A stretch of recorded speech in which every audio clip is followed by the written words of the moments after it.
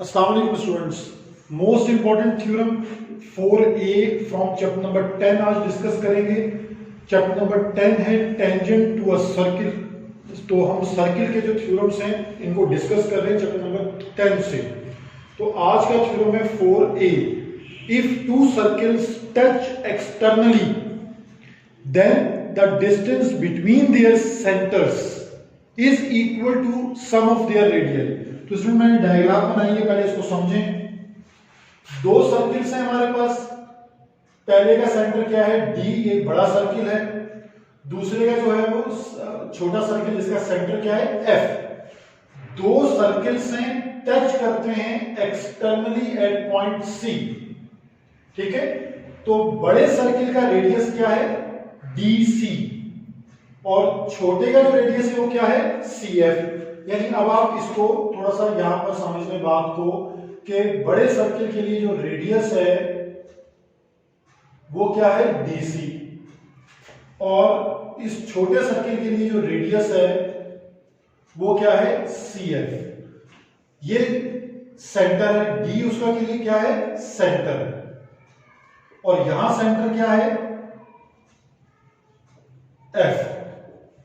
ठीक है, if two circles touch externally, दोनों सर्किल्स एक्सटर्नली टच करते हैं पॉइंट C पर, the distance between their centres, यानी ये गैप जो है, ये डिस्टेंस, दो सेंटर्स हैं तो ये डिस्टेंस इक्वल है, यानी DF equal to the sum of their radii. तो फर्स्ट रेडियस क्या है, DC plus CF, means DF equal to DC plus CF हमें प्रूफ करना है। तो हमारे पास यहां गिवन क्या है, सबसे पहले देखिए हमारे पास यहां पर गिवन क्या बनता है, we have two circles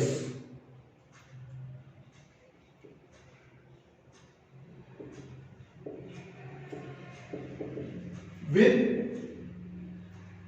centres at D and F respectively।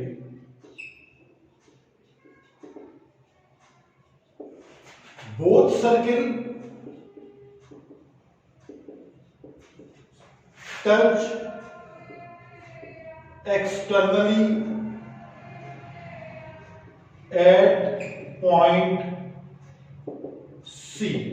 C point पर दोनों सर्किल टच करते हैं। ठीक है, टू प्रूफ क्या है, distance between their centres, means measurement of DF is equal to sum of their radii। तो radius क्या है, DC plus measurement of CF, ये हमें प्रूफ करना है। ठीक है, कंस्ट्रक्शन हमारे पास क्या है कि हमने एक कॉमन टेंजेंट ड्रॉ किया है। Draw a common tangent, common tangent ACB। ACB हमारा कॉमन टेंजेंट है, ये आप लाइन देख रहे हैं ACB, जहां दोनों सर्किल्स टच करते हैं वहीं से ये लाइन भी पास होती है, पास थ्रू होती है, गुजरती है, इसे कॉमन टेंजेंट कहा जाता है। Draw a common tangent ACB। ठीक है, पासिंग थ्रू, ये कहां से पास हो रही है, पासिंग थ्रू पॉइंट C, यानी पॉइंट C से ये गुजरती है, यानी जहां पर दोनों सर्किल एक्सटर्नली टच करते हैं। अब हमने इसको प्रूफ करना है, तो प्रूफ इसका बहुत सिंपल वे में हो जाएगा। अगर हम पहले 4 circle with centre eight D, हम पहले उस सर्किल को डिस्कस करते हैं। ठीक है, यानी हम बड़े सर्किल की बात कर रहे हैं जिसका सेंटर क्या है, D। तो यहां पर इसका रेडियस क्या है, रेडियस को किस तरह डिफाइन कर रहे हैं, रेडियस है मेजरमेंट ऑफ DC, और टेंजेंट क्या है, यहां पर कॉमन टेंजेंट है लाइन ACB। ठीक है, तो मैंने आपको ये बताया कि radius is always perpendicular to tangent. तो मींस ये होगा कि ये ACB और CD परपेंडिकुलर हैं, तो measurement angle ACD, measurement angle ACD क्या होना चाहिए 90 डिग्री, क्योंकि radius always perpendicular to tangent. Similarly work दोबारा रिपीट कर लें, for circle with centre at F.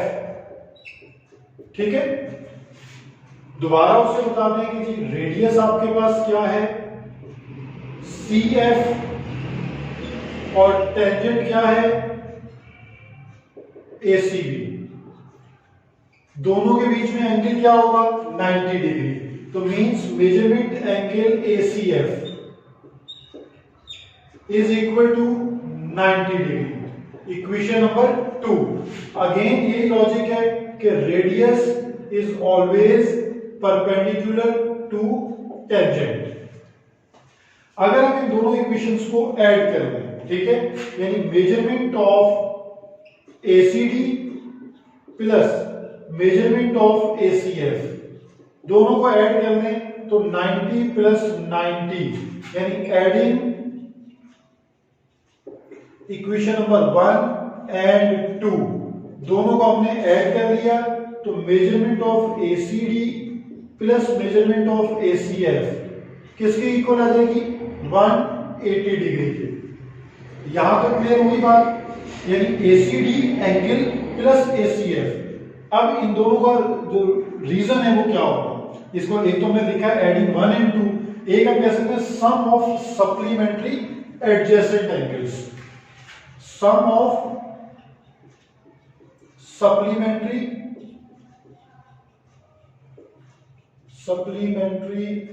Adjacent angles. हमने इन दो एंगल्स को ऐड कर दिया, इससे रिजल्ट क्या निकलेगा, ये कंक्लूजन है, मतलब की पॉइंट है यहां पर ACD plus ACF.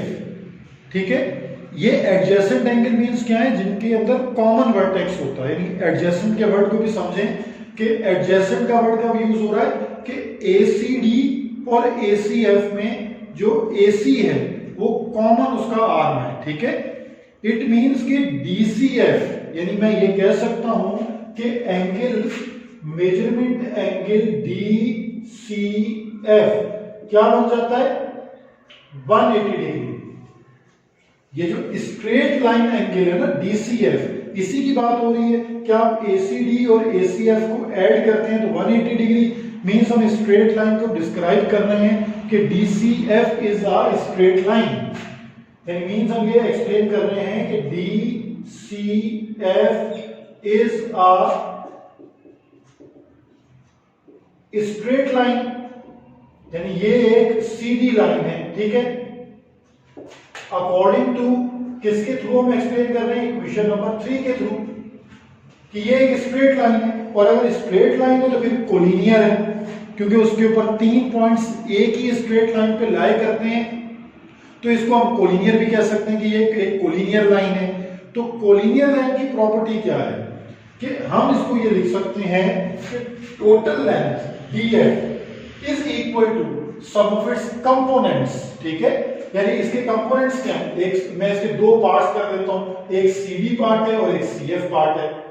CD part बड़े वाले सर्किल का रेडियस है और सीएफ छोटे वाले सर्किल का रेडियस है। डी और एफ दोनों सेक्टर्स का डिस्टेंस है, तो मींस टोटल लेंथ है डीएफ। सो यानी हम उसको इस तरह एक्सप्लेन कर सकते हैं कि डीएफ मेजरमेंट ऑफ डीएफ यानी जो टोटल लेंथ है वो sum of its components equal to measurement of DC plus measurement of CF. ये हमारा प्रूफ हो गया कि सम ऑफ देयर सेंटर्स यानी the distance between their centres is equal to sum of their radian. Clear हो गया student बात। यानी जब हमने उसको स्ट्रेट लाइन प्रूफ किया तो फिर हमने जो कोलिनियर का कॉन्सेप्ट पढ़ा है कि कोलिनियर लाइन मींस कि two and more than 2 points lie on a same line. तो जब सेम लाइन पर लाई कर जाएं पॉइंट्स तो टोटल लेंथ इक्वल होगी सम ऑफ इट्स पार्ट्स। तो यहाँ पार्ट्स जो है वो रेडियस को एक्सप्लेन कर रहे हैं, यानी फर्स्ट पार्ट फर्स्ट सर्किल का रेडियस है, सेकंड पार्ट सेकंड सर्किल का रेडियस है। तो हम उसको लिख सकते थे कि distance between their centre is equal to sum of their radii. यहाँ ये कॉन्सेप्ट कंप्लीट होता है।